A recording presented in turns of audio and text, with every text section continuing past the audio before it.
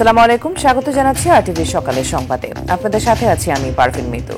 নতুন চাল বাজারে আসায় কিছুটা কমতে শুরু করেছে চালের দাম। খুচরা পর্যায়ে প্রতি কেজি মিনিকেট চালের দাম কেজিতে 2 থেকে 5 টাকা পর্যন্ত কমেছে, কিন্তু কেজিতে 20 থেকে 30 টাকা বেড়েছে বিভিন্ন প্রকার মুরগির দাম।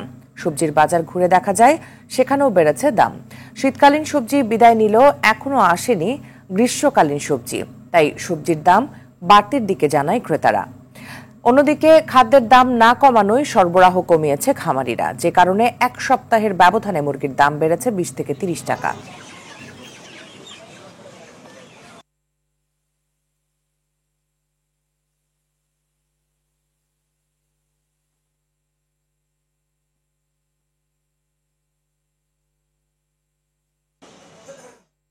দর্শক, এই মুহূর্তে রাজধানী কারণ বাজারে আছেন সহকর্মী কায়েস রাহাত, সরাসরি যুক্ত হচ্ছেন তিনি।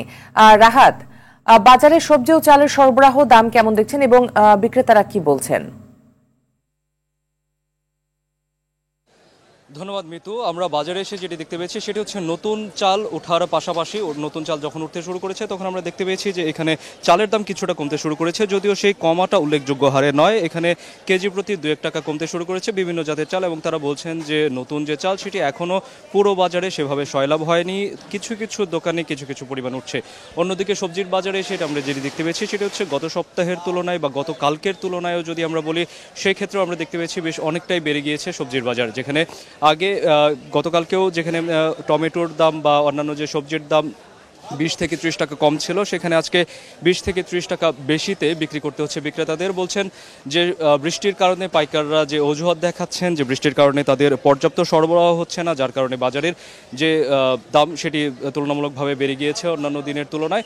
আবার একই সাথে এখানে বলে রাখা প্রয়োজন যে বাজারের যে মাংসের সরবরাহের অনেক বড় একটা অংশ যেটি পূরণ করে, অর্থাৎ ব্রয়লার মুরগি বা বিভিন্ন জাতের যে মুরগিগুলোর ছিল, এই মুরগিগুলোর দাম কিন্তু তুলনামূলক অনেকটাই বেড়ে গিয়েছে। এবং আমরা আজকে যখন বিক্রেতাদের সাথে কথা বলছিলাম তখন তারা বলছিলেন যে এক সপ্তাহের ব্যবধানে এখানে প্রায় 20 থেকে 30 টাকা বৃদ্ধি পেয়েছে বিভিন্ন জাতের মুরগির দাম, এবং দেশি মুরগির দাম যেটি গত সপ্তাহে ছিল 650 টাকা, আজকে সেটি 700-710 টাকা, এবং এলাকা ভেদে এর থেকে বেশিও বিক্রি হচ্ছে। তো এর কারণ জানতে চাইলে তারা যেটি বলছেন সেটি হচ্ছে যে খামারিদের কাছ থেকে বারবারই মুরগির দাম কমানোর জন্য চাপ দেওয়া হচ্ছে, কিন্তু খাদ্য বা আনুষঙ্গিক যে জিনিসপত্রের দাম রয়েছে যেগুলো মূলত হচ্ছে এই ব্যবসার সাথে জড়িত বা মাংস উৎপাদনের সাথে জড়িত, সেগুলোর দাম না কমার কারণে মুরগির যে দাম সেটি কিন্তু এভাবে বৃদ্ধি পাচ্ছে। এবং বাজারে একই সাথে আমরা জানি যে শীতকালীন সবজি ধীরে ধীরে বিদায় নিচ্ছে, গ্রীষ্মকালীন সবজি এখনও সেই জায়গাটি দখল করতে পারেনি, এবং এই জায়গাটি দখল করতে না পারার কারণে সবজির বাজারে একটি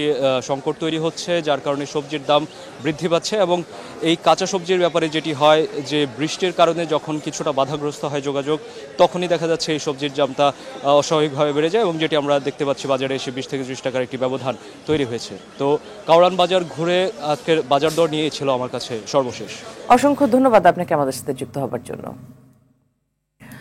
2 মাসের নিষেধাজ্ঞা শেষে চাঁদপুর বড় স্টেশন মাঝঘাট ক্রেতা বিক্রেতার হাক ডাকে সরগরম হওয়ার কথা থাকলেও সে আমেজ নেই। জেলেরা নদীতে 9-10 ঘন্টা থেকেও কাঙ্ক্ষিত ইলিশ পাচ্ছে না। দেশীয় প্রজাতির কিছু মাছ নিয়ে তীরে ফিরতে হচ্ছে তাদের। এতে জেলেরা যেমন হতাশ, তেমনি মৎস্য ব্যবসায়ীরাও চিন্তিত। জেলার পদ্মা মেঘনা নদীতে প্রায় 1.5 লক্ষ জেলে নামলেও সামান্য ইলিশ নিয়ে তারা ঘাটে ফিরছে হতাশা নিয়ে। চাহিদার তুলনায় ঘাটে একেবারেই কম ইলিশ থাকায় দাম বেশি।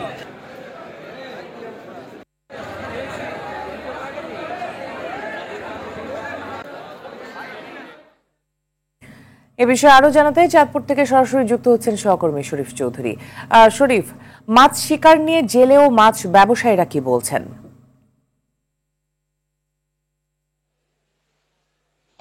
মিতু, আপনি যেটুকু বলছিলেন যে আসলে যে হতাশার কথা, আসলে চাঁদপুরে 2 মাস নদীতে মাছ ধরা নিষেধাজ্ঞা থাকার পরে আজ দ্বিতীয় দিন জেলেরা নদীতে নেমেও তেমন কোনো মাছ পাচ্ছে না।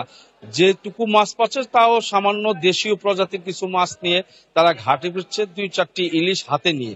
এতে করে তারা যেমন জেলেরা হতাশ, তেমনি ব্যবসায়ীরাও দুশ্চিন্তা পড়েছেন।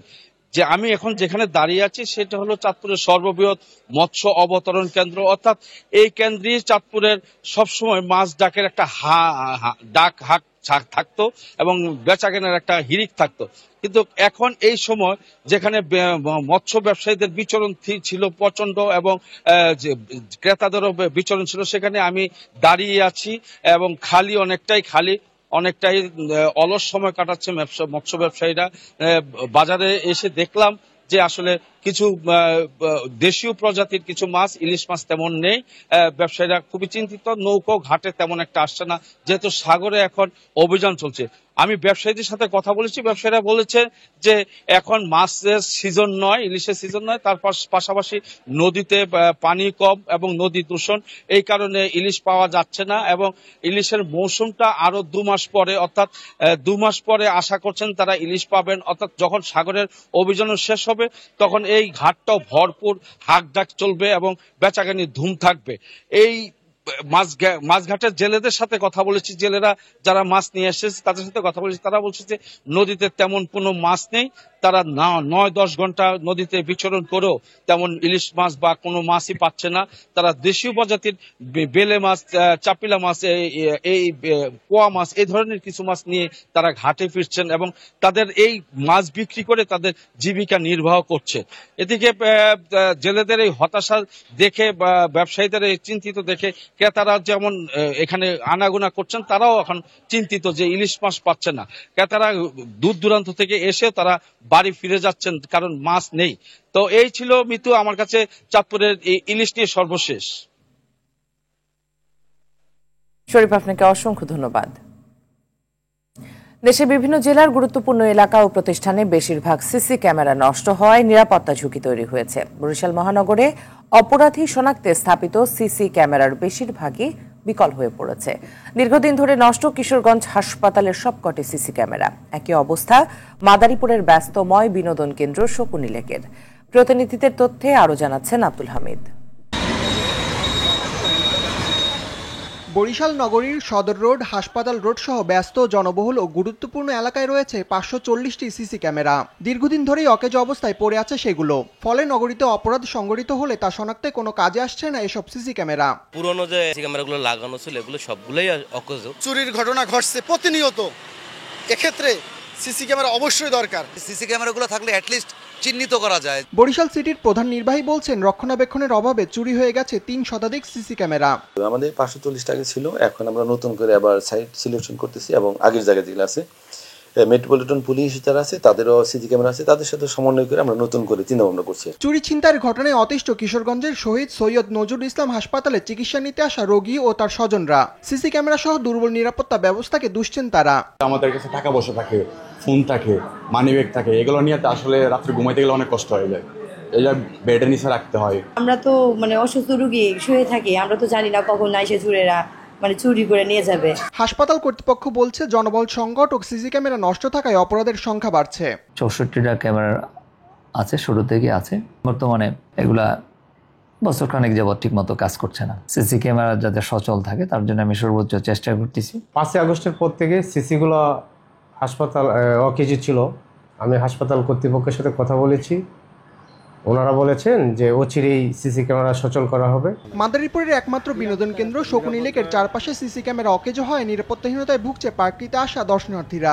নিরাপত্তার জন্য সিসি ক্যামেরা ছিল, আগে অনেকগুলো ক্যামেরা ছিল। আমরা এটা চিন্তা করছি আবার নতুন করে আমরা এটাকে পুনঃস্থাপন করা যায় কিভাবে। অচল সিসি ক্যামেরাগুলো সচল করা সহ প্রয়োজনে আরো নতুন সিসি ক্যামেরা বসিয়ে জননিরাপত্তা নিশ্চিত করার দাবি সাধারণ মানুষের।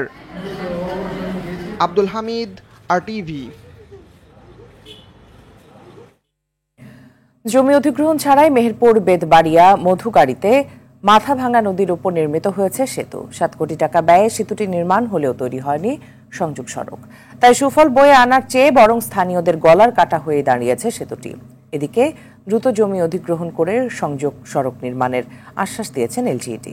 মেহেরপুর থেকে মাজেদুল হক মানিকের প্রতিবেদন, জানাচ্ছেন সৈয়দা সামিয়া তামান্না। মেহেরপুরের গাংনী উপজেলা এবং কুষ্টিয়ার দৌলতপুর উপজেলার মানুষের চলাচলের জন্য মাথাভাঙ্গা নদীর উপর সেতু নির্মাণের দাবি ছিল দীর্ঘদিনের। তাই LGEDর তত্ত্বাবধানে 2023 সালে সেতুটি নির্মাণ হয়। সেতুটির মধুকারী প্রান্তে সংযোগ সড়ক নির্মাণ হলেও জমি অধিগ্রহণ জটিলতার কারণে হয়নি বেতবাড়িয়া প্রান্তে। এতে সেতুতে উঠতে গিয়ে প্রায় দুর্ঘটনার শিকার হন বাসিন্দারা। তাই 9 কিলোমিটার পথ ঘুরে যেতে হয় 2 গ্রামের বাসিন্দাদের। এই মাঠের ফসল তুলতে হলে হয় টেকালে যাইতে হবে, নাহলে নাটনাপাড়ায় যাইতে হবে। সমস্যা যে ধুলা মাটি কাদার সময়ও ওরকম নামা যাবে না, কাদাতে এক হাঁটু কাদা। যারা এই বিরুদ্ধে পুরো আসে গাড়ি পুরো পড়ে, কার ঠ্যাং ভাঙে, কার গাড়ি নষ্ট হয়, অ্যাক্সিডেন্টও হয় আমাদের মধ্যে। এর আগে নৌকা পারাপার ছিল, তখন একটু হয়তো ভালো ছিল, কারণ ভোগান্তিটা থাকতো না। কিন্তু এখন এই ব্রিজটা হওয়ার পরে এত টাকা খরচ করে ব্রিজ করার পরে ভোগান্তিটা আরো বাড়িয়ে গেছে। তবে জমির মালিকরা জানান সংযোগ সড়ক নির্মাণ করতে জমি দেয়া হয়ে গেছে। আজ আসবো কাল আসবো করে সই সাগর করে নিয়ে চলে যায়, আর বলে দেখা করেন কোথায় যেতে ডিসি অফিস অমুক জায়গায় এই বিভিন্ন তাল ভাবনা করে আমাদের সাথে। আমরা তো সই সাগর করিয়ে দিয়েছি, আমাদের টাকা পয়সা দিয়ে দিবে, আমি তাও কিছু দেয়নি। বলেছে যে আর একটা নোটিশ হবে, এবার আপনাদেরকে ডাকবো, ডাকার পর এটা ফেঁকে দিলে পয়সা করি আমাদের যাই দিক দিবে এবং ওরা মাটি ফেলবে। মাটি ফেলছে না, ওপারের লোকজনেরও সমস্যা, আমাদেরও সমস্যা। জমি অধিগ্রহণ কাজ চলমান আছে জানিয়ে দ্রুত সমস্যা সমাধানের কথা বলেছেন এলজিডির প্রকৌশলী। বর্তমানে এটি 7 ধারা নোটিশ জারি হয়েছে এবং যদি মন্ত্রণালয় থেকে দ্রুত যে প্রয়োজনীয় অর্থ বরাদ্দ সেটি পেয়ে গেলে আমরা আবার নতুন করে দরপত্র আহ্বান করে ব্রিজের যে সংযোগ রাস্তাটি সেটি ঠিকাদারের মাধ্যমে দ্রুত নির্মাণ করে দিতে সক্ষম হব এবং আমি মনে করি ব্রিজটি আবারও ভালোভাবে পুনরায় সেটি মানুষের চলাচলের জন্য উপযুক্ত হবে।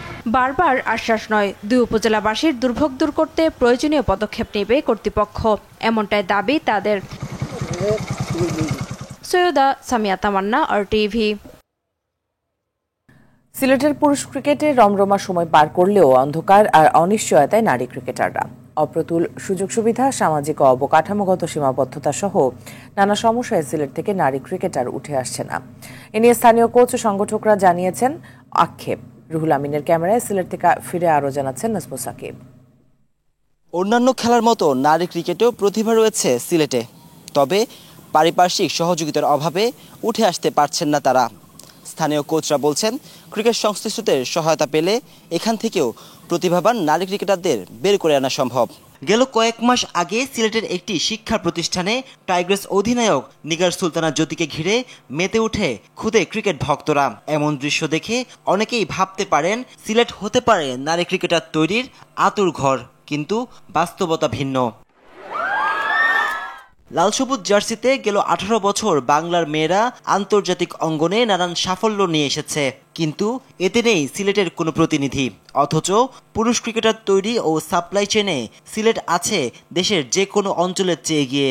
রাজিন সালে, অলোক কাপালিদের পর তাদের উত্তরসূরি হয়ে বাংলাদেশের প্রতিনিধিত্ব করছেন জাকের আলী, তানজিম হাসান সাকিব সহ একাধিক ক্রিকেটার। বিপরীত চিত্রের এমন বাস্তবতার নেপথ্যের কারণ কি? মেয়েদের ক্রিকেট চালু করাটা এখানে একটা চ্যালেঞ্জ ছিল। আমরা 2008-এ প্রথম এটার উদ্যোগ নেওয়া হয়। স্কুলে হেঁটে হেঁটে আমরা কিছু মেয়ে জোগাড় করি। একটা পর্যায়ে আমাদের 66 জন প্লেয়ার ছিল, যাদেরকে আমরা ক্যাম্প করে এভরিডে আমরা প্র্যাকটিস করাতাম। এটার ফান্ডটা আমরা নিজেরাই আসলে জোগাড় করতাম। বা ডিভিশন থেকে এটার জন্য কখনোই কোনো ধরনের মাঝে মধ্যে মাঠ ছাড়া আসলে আমরা কোনো সহায়তা পাই নাই। স্থানীয় কোচরা বলছেন মেয়েদের আগ্রহ থাকলেও তাদের জন্য নেই কোনো প্রশিক্ষণের আয়োজন, হয় না ঘরোয়া আসরও। সিলেটে মনে করেন নারী ক্রিকেটের কোনো নির্দিষ্ট কোনো লিগ নেই। আমাদের ফার্স্ট ডিভিশন বলে সেকেন্ড ডিভিশন, সিলেটে এই ধরনের কোনো লিগ না থাকার কারণে নারী ক্রিকেটের অনেক পিছনে। সিলেটের প্রত্যেকটা মহিলা মেয়েদের যে স্কুল আছে, আমি মহিলা কলেজ আছে, এসব জায়গায় আমি যোগাযোগ করেছি যে ওনারা যদি একটা মাঠ দেন, আমাদের নিজস্ব উদ্যোগে আমরা আসলে মহিলা ক্রিকেটটা চালু রাখতাম। কিন্তু খুব দুঃখের ব্যাপার, আসলে কেউ মাঠ দিতে রাজি হন নাই। সীমাবদ্ধতা থাকলেও সিলেটে নারী ক্রিকেটের উন্নয়নে আশাবাদী স্থানীয় ক্রীড়ামোদীরা। নাজমু সাকিব, RTV, সিলেট। মিয়ানমারকে মানবিক করিডোর দেওয়ার মালিক জনগণ, এটা অন্তর্বর্তী সরকারের কাজ নয় বলে মনে করেন বিএনপির ভারপ্রাপ্ত চেয়ারম্যান তারেক রহমান। বলেন, সংস্কারের নামে বিশাল কর্মযজ্ঞ চললেও তাতে কৃষক শ্রমিকদের অধিকার প্রতিষ্ঠিত হয়নি। প্রান্তিক কৃষক শ্রমিকের অধিকার রক্ষার নির্বাচিত জনপ্রতিনিধি, নির্বাচিত সংসদ প্রয়োজন। বৃহস্পতিবার বিকেলে নয়াপল্টনে শ্রমিক দিবসের অনুষ্ঠানে এসব কথা বলেন তারেক রহমান। মাইদুর রহমান রুবেল জানাচ্ছেন বিস্তারিত।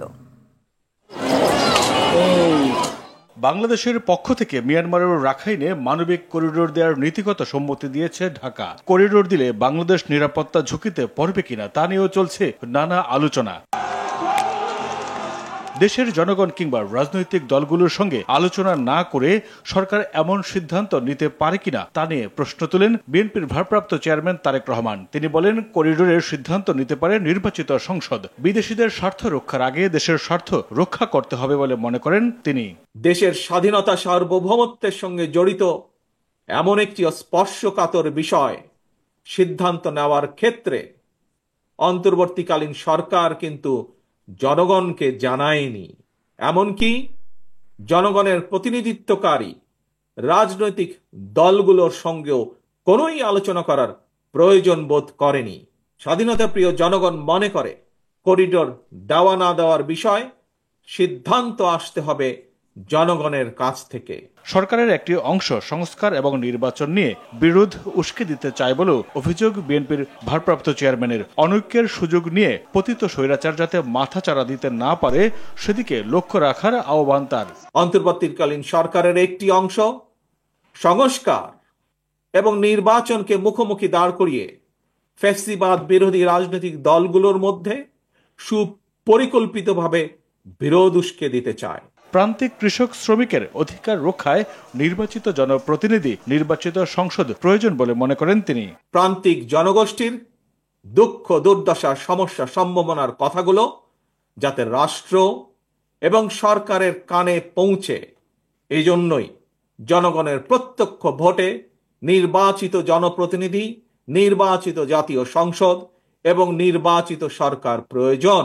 তারেক রহমান বলেন, শ্রমজীবীদের কঠোর পরিশ্রম ছাড়া দেশ এগিয়ে যেতে পারে না। শ্রমিকদের শ্রমে ঘামে নির্মিত হয় দেশের উন্নয়ন কাঠামো। মাইদুর রহমান রুবেল, RTV, ঢাকা। বরগুনার পাথরঘাটার বিষখালী ও বালেশ্বর নদীর মোহনায় ইলিশের পোনা শিকারের অভিযোগ উঠেছে স্থানীয় অসাধু কিছু জেলেদের বিরুদ্ধে। নিষিদ্ধ জাল দিয়ে ইলিশের পোনা শিকার করে তা শুটকি হিসেবে বিক্রি করছে তারা। এ বিষয়ে প্রশাসনের তেমন কঠোর নজরদারি না থাকায় সহজেই তা বাজারজাত করছে ব্যবসায়ীরা। বরগুনা থেকে তাহিদুল ইসলাম শুভর পাঠানো তথ্যচিত্রে বিস্তারিত জানাচ্ছেন আব্দুল হামিদ। পাথরঘাটার বিষখালী ও বালেশ্বর নদীর মোহনার প্রায় 40 কিলোমিটার এলাকা জুড়ে পাতা হয়েছে নিষিদ্ধ বাধা, গড়া ও বেহুন্দি জাল। এসব জালের ছোট ফাঁসে ধরা পড়ছে ইলিশের পোনা। গত 2 মাসে ঝাটকা ইলিশ ধরা ও বিক্রি সম্পূর্ণ নিষিদ্ধ থাকলেও নৌপুলিশ, কোস্টগার্ড ও মৎস্য বিভাগের চোখ ফাঁকি দিয়ে ধরা হয়েছে পোনা ইলিশ। পাশাপাশি চাপিলা শুটকি হিসেবে সেগুলো বাজারজাত করা হয়েছে স্থানীয় হাট বাজারে। এ বিষয়ে ওখানকার জেলেদের থেকে সংবাদ সংগ্রহে গেলে সাংবাদিকদের নানা হুমকি দেয় ইলিশ পোনা নিধনে জড়িতরা। গতিতে 2 সেট আইফল ও জায়গায় দেখাও লড়াই বাবা হয় না। এটা আমরা যারা শুটকি করি, অন্যান্য মাছ ইলিশ মাছ এত আর শুটকি করি। কোটি কোটি কোটি কোটি পোনা মারতে আছে, ডেলি চলতেছে এইভাবে। এটা কোস্টগার্ডে দেখে না, এই প্রত্যেকটা বাধা জালেরা গোছ খুঁটা মার দিয়ে এই হরে জাল বাইতেছে। ইলিশের পোনা এভাবে শিকার করতে থাকলে অচিরেই ইলিশ শূন্য হয়ে পড়বে অঞ্চলটি। 25 বোঝা পাইছে শুধু ইলিশের বাচ্চা। এরকম যদি ইলিশের বাচ্চা যদি মারিয়ে ফেলায়, ভবিষ্যতে তো ইলিশ মাছ পাওয়া যাবে না। গোপনে এক শ্রেণীর মানুষ ইলিশের পোনা ঝাটকা ধরে রোহিতা চরের এলাকায় শুকানো হয়, শুকিয়ে এটা বাংলাদেশের বিভিন্ন জায়গায় চালান দেওয়া হয়। আমাদের মূল্যবান পোনা মাছগুলি যাতে নিধন না হয় সেই জন্য প্রশাসনের দৃষ্টি আকর্ষণ করি। অবৈধ জাল দিয়ে মাছ শিকার রোধে কোস্টগার্ড ও পুলিশের সাহায্যে অভিযান অব্যাহত রয়েছে বলে জানান উপজেলা নির্বাহী কর্মকর্তা। এই জালগুলোর মাধ্যমে একদিকে পোনা যেমন শিকার হচ্ছে নির্দিষ্ট প্রজাতির, আর অন্যদিকে কিন্তু একই সাথে আরো অনেক প্রজাতির পোনা ধ্বংস হচ্ছে। তো সেগুলো আমরা সবসময় দেখভাল করছি এবং সেগুলোকে আইনের আওতায় নিয়ে আসছি। অভিযোগ রয়েছে স্থানীয় জেলে ও মাছ ব্যবসায়ীদের প্রভাবে সঠিকভাবে নজরদারি করতে পারে না স্থানীয় প্রশাসন। দ্রুত ইলিশের পোনা রক্ষা ও উৎপাদনের লক্ষ্যমাত্রা নিশ্চিতে অসাধু জেলেদের বিরুদ্ধে কঠোর পদক্ষেপ গ্রহণের দাবি স্থানীয়দের। আব্দুল হামিদ, RTV। সকালের সংবাদ এ পর্যন্তই। মধ্যাহ্নের সংবাদ দুপুর 12টায় দেখার আমন্ত্রণ রইল। ধন্যবাদ সবাইকে।